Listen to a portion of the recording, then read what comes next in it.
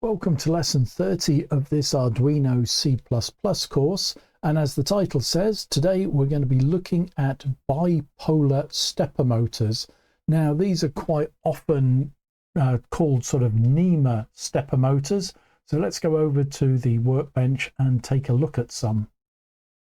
So as you can see, I have three different stepper motors. This one is a small Nema 11.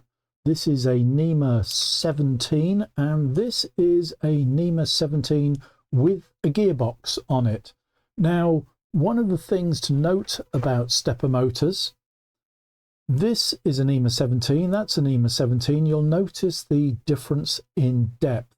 And something to be aware of is, in general, the deeper the stepper motor is, the more torque that stepper motor will have. But also be aware that the power requirements for these stepper motors will be slightly different. So make sure you look up the sort of how much current your stepper is going to require. Now, while we're on the subject of torque, I'm just going to turn this stepper motor around. Maybe you can sort of see this shaft a little bit better next to a normal Nema 17. This obviously has got a gearbox on it. You can get Nema 23s, that's an even bigger stepper motor with sort of larger shafts.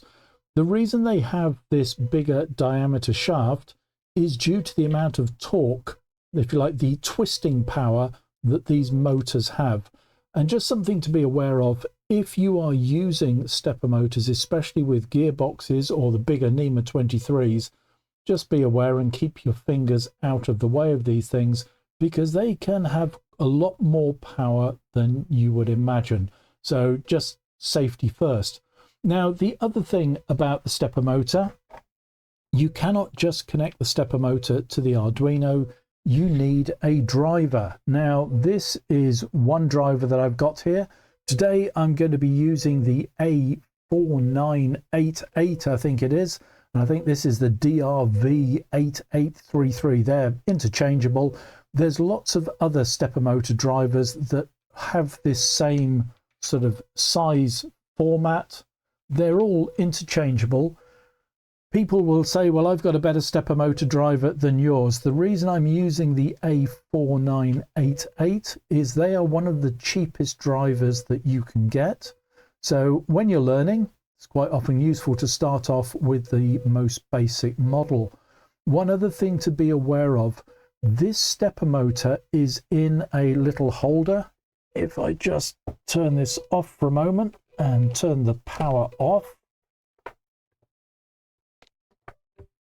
If I remove this driver, you can see underneath there is a capacitor that just smooths out the power. But this one is sitting in a dedicated holder. Now, you could put these onto your breadboard. But take a look at the mess of this breadboard. This is the very first breadboard I ever owned. And this is the first time I ever used a stepper motor. Crumbs, that's going back a long time. The amount of current that was passing to the stepper motor was enough to actually melt some of the connections on the breadboard. Something that we often don't think about is that breadboards themselves have a current rating. If you exceed that current rating, you can even let the smoke out of your breadboard, as I have done. So you can put them in a breadboard, but just be aware you can damage the breadboard, so it is worth getting hold of one of these little holders. Now, obviously, I've only got a single stepper motor driver in this one. You can get stepper motor shields. This one will hold 4 stepper motors. It's actually a shield that fits directly onto an UNO or onto your Mega 2560. And obviously the pins are then going straight through, and you can now control 4 stepper motors at the same time.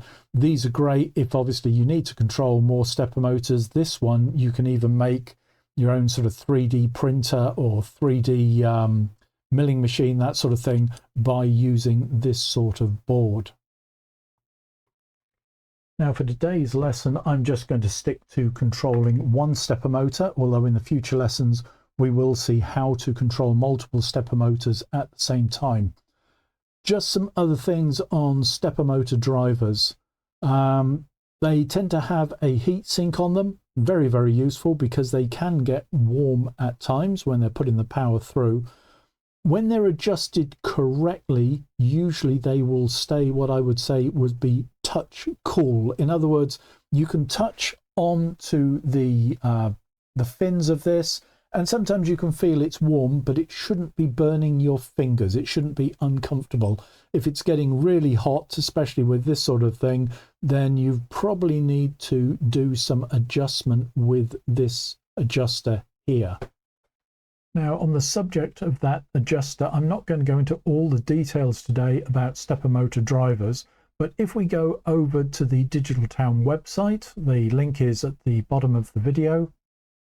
That will take you over to the lessons page, and right down the bottom we are at lesson 30. Oh my goodness, it is a long way down.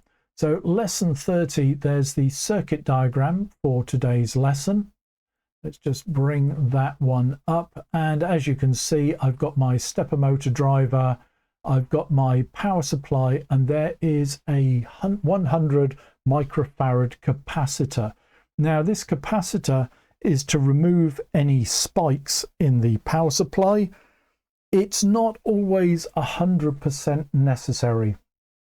I've got projects that have run without the capacitor, but it does smooth the current coming into your system.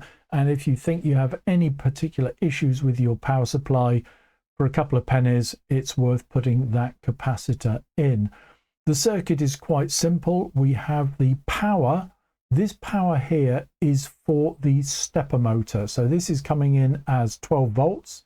So that, if you like, is stepper motor power. We've got the 4 connections to the stepper motor. We've got the power here. This is coming from 5 volts on the UNO. Now, if you're using an ESP32, this board will run at 3.3 volts. So all you would do is plug that one in to the 3.3 volts. And then we have the 3 pins that we need to control on the stepper motor. One of them is the enable, one is the step pin, the other is the direction. And we also have this connection here where you just put the 2 together. Now for these videos, I want to concentrate on the programming code for the stepper motor rather than how the stepper motor driver is set up. However, I've added a link on the Digital Town site to the Last Minute Engineers website, and this is the link for the A4988 stepper motor driver. I'm sure they've got others, but this is the one that I've got fitted to my board. And as you go through this page, it will give you all the information about the stepper motor, all the pinouts of the stepper motor. So quickly going through this, if we think about our diagram, we had the power in, we've got the connections to the stepper motor itself, the logic power, this is the power for the circuitry on this. We have a direction, so high is one direction, low is the opposite direction, clockwise, anti-clockwise. We've got the step pin. When this is sent high or low, the stepper motor takes a step. Reset and SLP, I can't even remember what they are. You just link the 2 together, never bothered with them. MS1, 2 and 3 allow micro stepping. So this means that rather than the stepper motor taking a whole step, it takes a half step. And you can also do quarter steps, 8th steps, 16th steps, and with some different types of stepper motor, you can go to 32nd of a step. However, beware, as you reduce the step size, the torque will reduce. Just something to be aware of. The other pin here is the enable pin, and this, if you like, is the one that you can turn the board on or off. It has uses under certain circumstances. Very often people will just connect this one, just set it to low. Going through the page, just a quick fly through, Those MS1, 2 and 3, these are the different settings if you want to set for different types of stepping: full step, half step, quarter step, eighth step and 16th step. Set the pins high or low accordingly, so just plug them into either 3.3 volts or just leave them unconnected for low. Going down through this, it just goes through all of the different items in between all the adverts.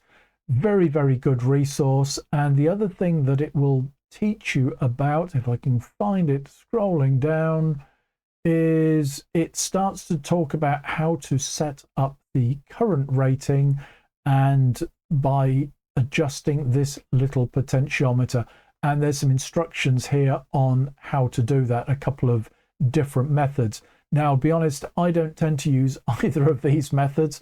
I tend to get the stepper motor running and I just have it running in one direction, and I turn this very carefully, and I tend to tune mine by ear. I know that sounds weird. You can tell when they're running right, and obviously you can also tell because the cooling fins get colder.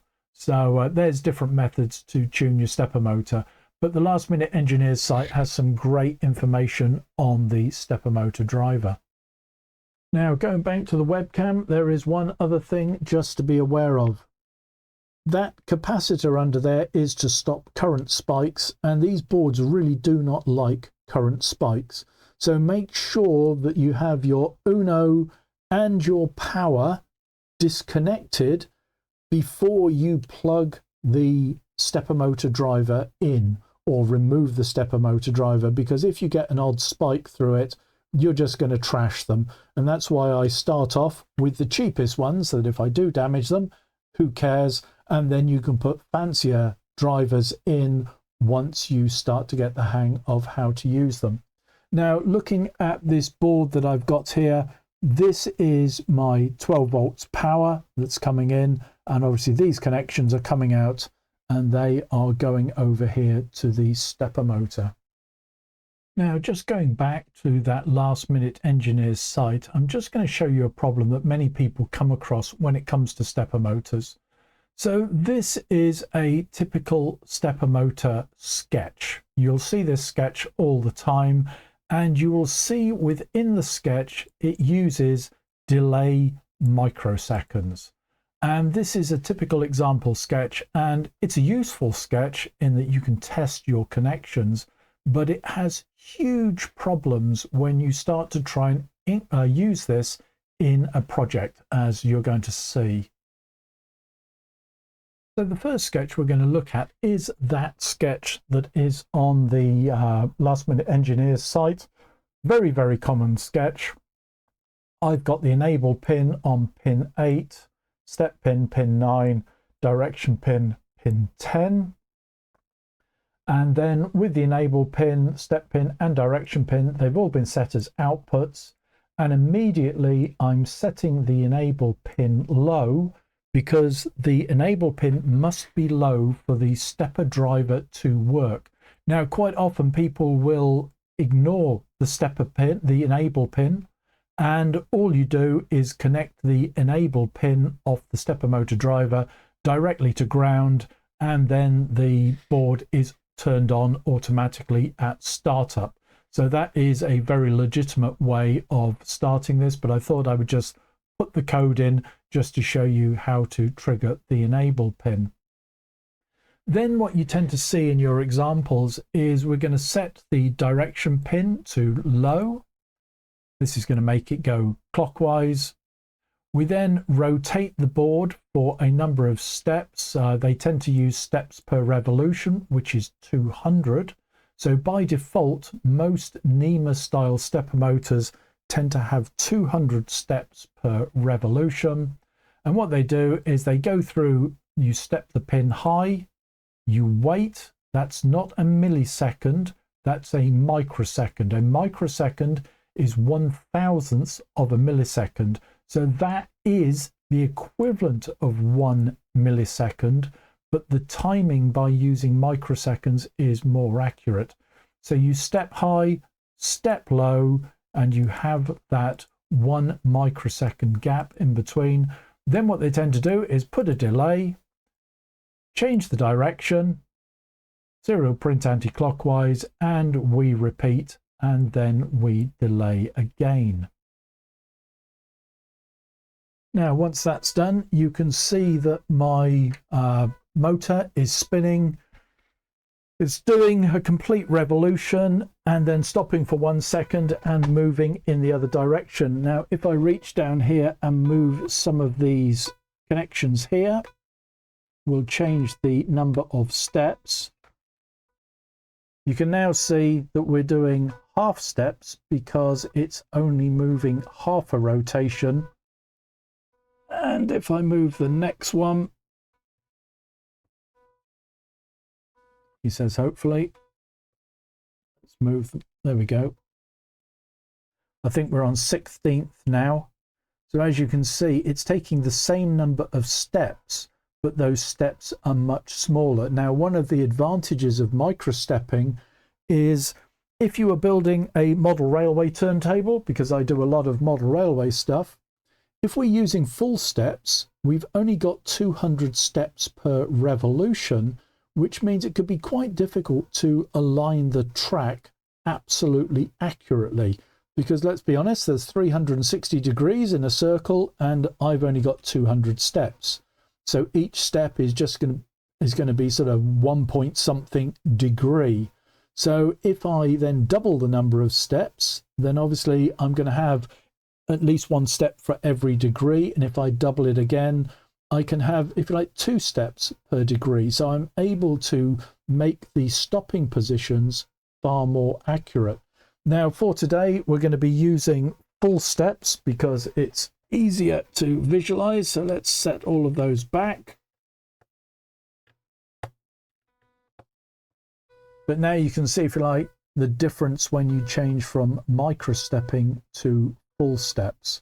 But as you can see, this is all running correctly with that demo code. Now let's start to look at some of the problems. So one of the reasons this code has become so common as a piece of demo code is, to be honest, it's very, very simple to understand. Set the direction, tell it the number of steps you want to move, allow it to move through those steps, wait, change direction, move back. It's very easy to visualize that, but the problem that you have here is that every step is followed by a microsecond delay. Now we are going to go through 200 steps. So that is 200 times 2. And so that's going to be what? 0.4 of a second. Plus we're then going to have a delay of 1 second. Then another 0.4 of a second. Then another 1 second. So it means from this moment that you start here to when you get to here is 2.8 seconds. Now, during that 2.8 seconds, most of the time, the stepper motor has either been in delay or delay microseconds. It doesn't matter which one it is, but during that time, basically your Arduino UNO is shut down. That means that if you want to have any inputs from buttons or sensors or anything else, they have to wait for a full revolution of 2.8 seconds before they can do something. Now that's a bit of a problem. If you want to press a button and change direction halfway through this, you can't do it because the button will not be read until the end of the loop. So what I'm going to show you today is how to write stepper motor code without using delay or delay microseconds. And what we're actually going to write is this same sketch. So I'm going to show you how to send your stepper motor moving, wait a second, and then return and wait a second, all done without using delay or delay microseconds. So we're going to start with sketch 2, and the goal here is to move the stepper motor without using micro delay. Now the connections to the stepper motor are exactly the same, the steps per revolution, nothing's changing there. The difference comes when it comes to keeping track of when it's time to set a pin high or low. So for this, we're going to need an unsigned long current micros, and we're then going to have an unsigned long step micros. Now, in a lot of my sketches, I use current millis. Now, if we go back to the Digital Town website, there is this link here that to lesson 3 in this series, which is about controlling timings with millis. And the only difference today is that instead of using millis, we're going to be using micros. Now with milliseconds, you've got 1000 milliseconds in a second. With microseconds, you've got 1 million microseconds in 1 second. This sometimes for humans can be quite difficult to sort of imagine that speed, but even using microseconds, your Arduino is still not being pushed to the limit. So it's just something to be aware of. Now, the stepper time, we're going to use the same time gap as I did in my other demo. So we're going to use a standard 1 millisecond or 1000 microseconds. Again, we're using microseconds to keep the timing absolutely exact. We then have a new type of variable. This is a Boolean. I think it's the first sketch that I've used one in this lesson series. And a Boolean is either on or off. It's a 0 or 1. So that is going to keep track of the next step that we need to take. So coming down to the setup, it's exactly the same as in that previous sketch. So our big change starts in the main loop. Now, rather than writing the whole sketch in one go, I'm going to break this down bit by bit because you may want to use different sections of this code for different areas of your project. So let's take a look at this. All this is going to do is spin the motor in one direction. So just as I've used millis so many times in different projects, here we are using micros. So at the beginning of the loop, we're storing the current board time in microseconds in this variable. Then what we're doing is we're going, okay, if the value of current micros minus step micros is greater or equal to the stepper timer, in other words, has that 1000 microsecond period passed? If it has passed, then we're going to do something. Now, within the first sketch, looking back at that sketch, there are two parts to an individual stepper motor step. The first is we set the step pin high, then we wait, then we set the step pin low. In the new sketch, we do exactly the same thing. This is where it gets a little bit weird. This is where we are using this Boolean. And what we're saying is that the value of next step is not equal to next step. There's a weird one to think about. So what that's saying is, if the value of next step was 0, the new value of next step is not equal to 0. Well, there are only two options with a Boolean. It's 0 or 1. So if that's a 0, then we're going to set the new value as a 1. And if this value was a 1, we're going to set the value as 0. So what happens here is we wait for our timing.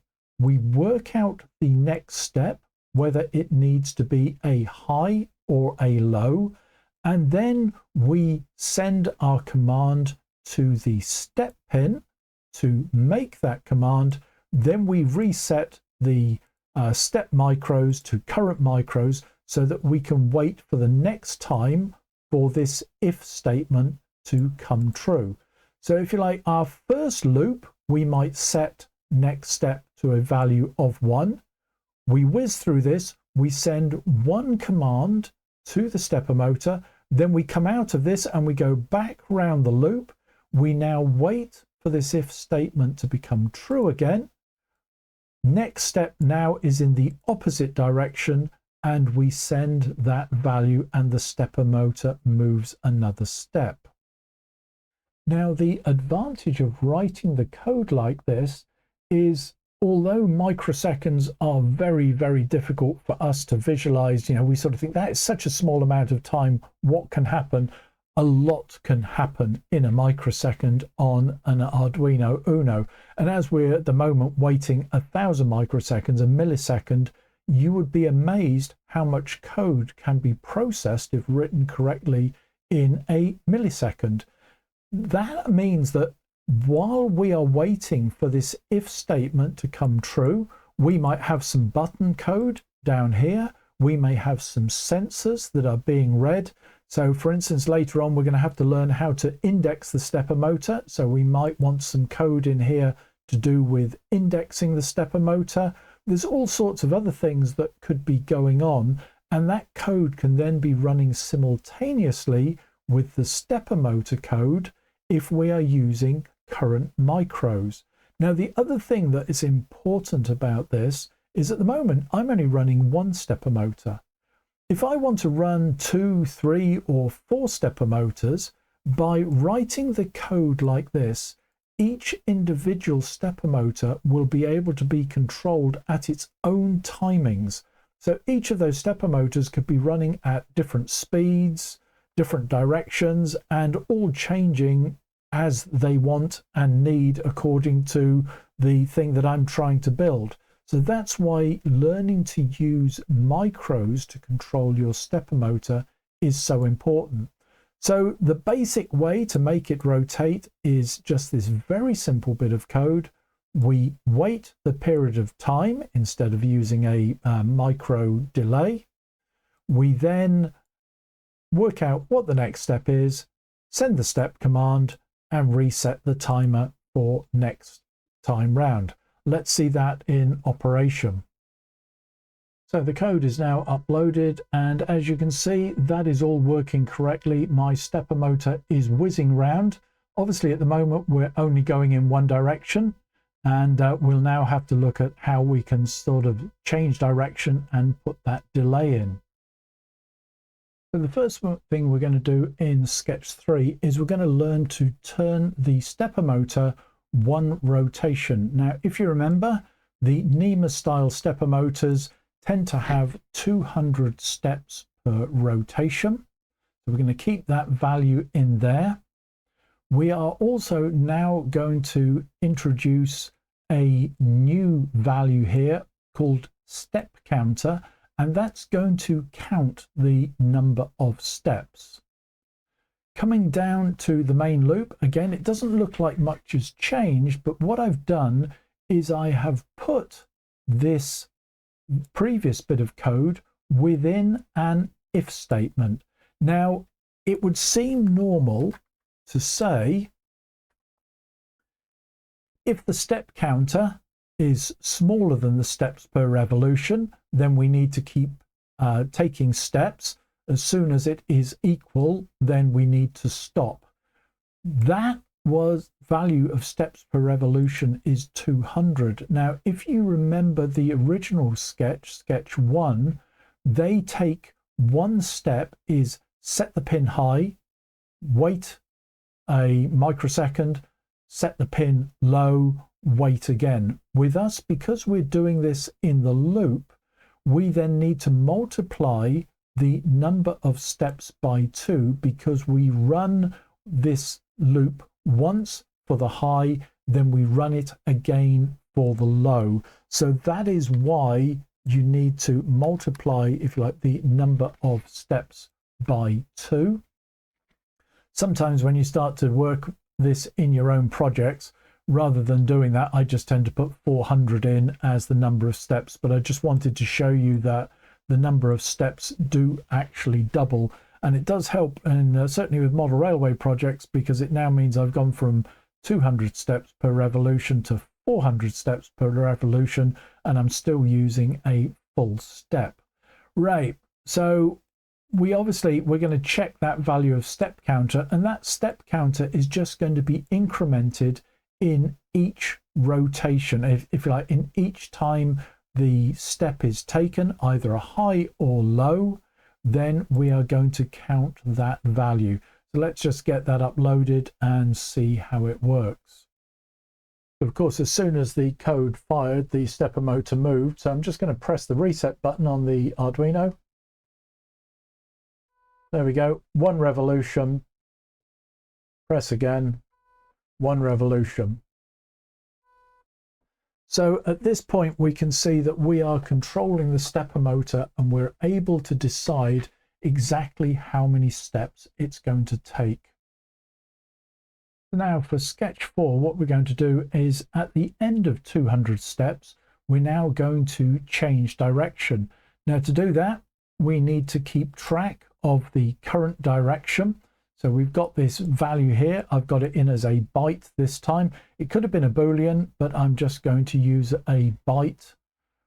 So now coming down to our sketch. In the previous sketch, this was our if statement. So we were waiting until we had got to our 400 steps in our case, so 200 steps per revolution times 2. What I'm now going to do is once I've come to the end of those number of steps, so rather than, if it's less than that value, we keep taking a step.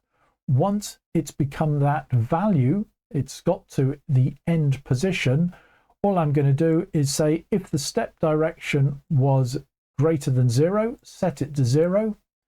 Otherwise, set it to 1.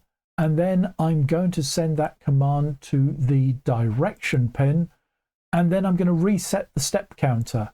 So what is now going to happen, it's going to work through all of its steps in one direction. Once it comes to the end, it's then going to change direction, reset the counter, and do exactly the same number of steps in the opposite direction. So now going back to the webcam, you can see that the stepper motor is able to make that full 360-degree turn in each direction, the equivalent of 200 full steps, and then the direction is changing to the opposite direction. A little bit rapidly though, and the original sketch had the 1 second delay. So sketch 5, we're going to finally reach our goal. Now to do this, we're going to have to introduce current millis because we need another timer. We're going to have a delay millis. This is going to allow us to time the 1 second delay. And we've got a flag here to let us know that that delay has been set. So let's have a look at how all these variables come together.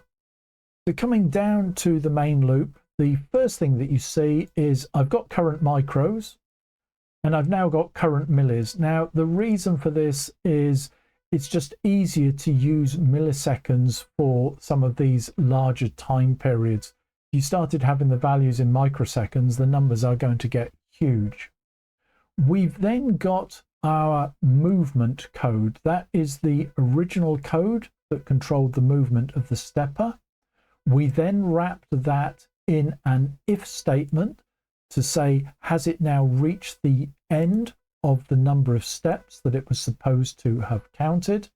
And then once it got to that end position, before we were just changing direction.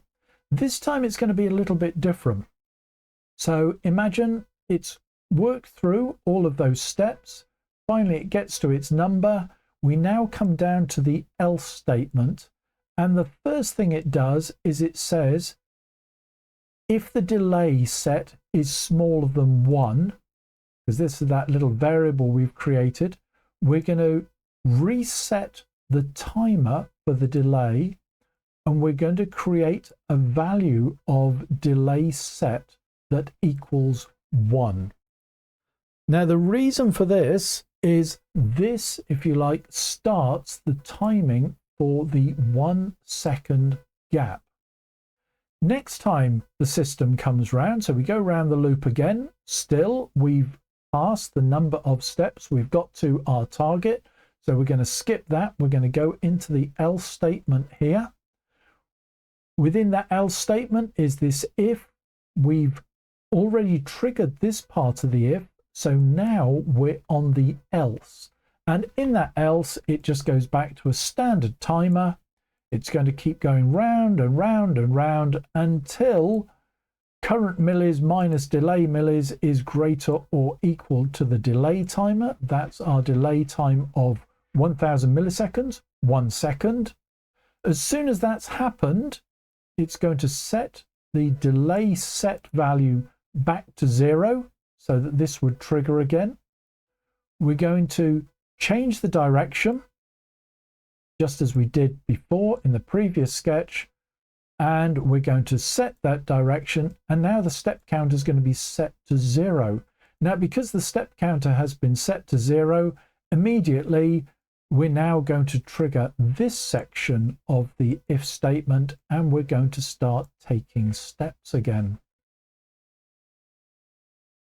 So now that code is uploaded, you can see that just as the original sketch that used microDelay, we now have the stepper motor rotating a full revolution, waiting 1 second, then it's rotating in the opposite direction and waiting 1 second.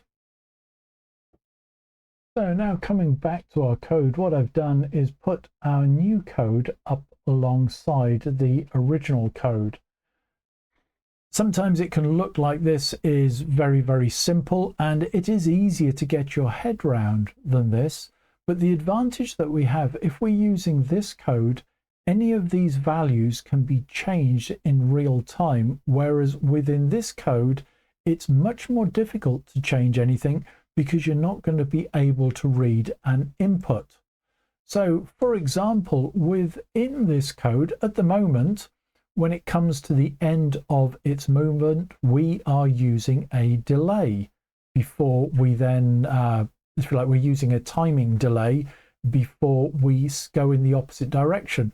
We could remove that code, and now we could just insert some code for a button to say, right, I now want this thing to go in the opposite direction. It could be a sensor. At the same time, it's possible to change any of these values in real time. Because we have timers for the steps, by changing the value of stepper timer, you can actually bring acceleration and deceleration into your code. And because you're using a step counter, it's then possible to work out when you might want that acceleration or deceleration to actually begin and end.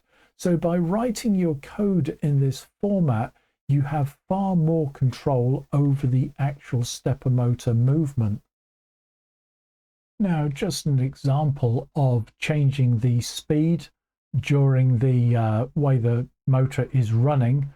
What I've done for this sketch is in my main stepper control, as well as counting the steps, I'm saying that if the motor is going in one direction, every step it takes, I want to reduce the value of the stepper timer. And when it's going in the other direction, I'm going to add a value to the stepper timer. So in one direction, the stepper motor is going to accelerate. In the opposite direction, it's going to decelerate. So here we have our stepper motor starting off very slowly. It is increasing slowly in speed. Now, the acceleration I've put in is a bit of a cheat, so it's not a linear acceleration. So you can see the initial deceleration and acceleration is very quick. And then, of course, the difference in time per step has less and less effect. But you can see that the stepper motor slows down, and then after its delay, it starts to go in the opposite direction, slowly getting faster and faster until you see that really rapid change. You can see it's getting much quicker now as it heads towards the end. So going back to stepper version 5, it's worth having a little bit of a play with the different variables and learning how to control the different items. So for instance, steps per revolution, you might just want that to be a target value that you aim for, and when you change direction, as well as changing direction, you might want to change that target value. So in one direction you may want to turn 1 revolution, in the other direction you might want to change turn 10 revolutions. All that could be done at the same time that you change direction. Instead of using a delay between, if you like, a delay timer, you might want to put some buttons in. It's up to you how you do this, but it's worth just getting used to these different variables and how they work. Now, one thing just to think about at the end of this video, you can see that this stepper motor is doing a full rotation and it is ending and starting its motion at about where that pointer is. I'm now going to unplug the power. I'm going to manually turn the stepper motor and I'm going to re-plug it in. Now, of course, it's going almost 90 degrees out from its original position. And this is one of the problems with stepper motors.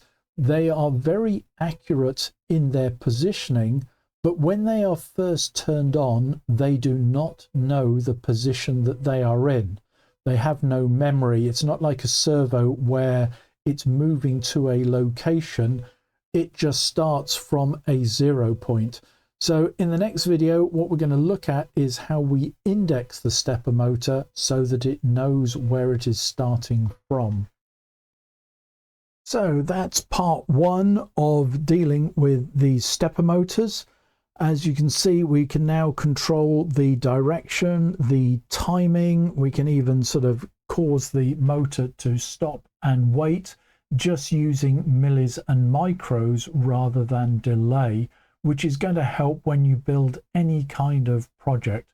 So what I will do in the next video is we will look at how to index the stepper motor, and then once we've dealt with indexing, we'll probably start to look at how to use multiple stepper motors at the same time. Hope that's been helpful. Any questions, please stick them in the comments below or send them to my email, which recently has been full of stepper motor questions. So I'll try and deal with them as quickly as I can. Thanks again for watching, and I'll see you in the next video. Bye for now.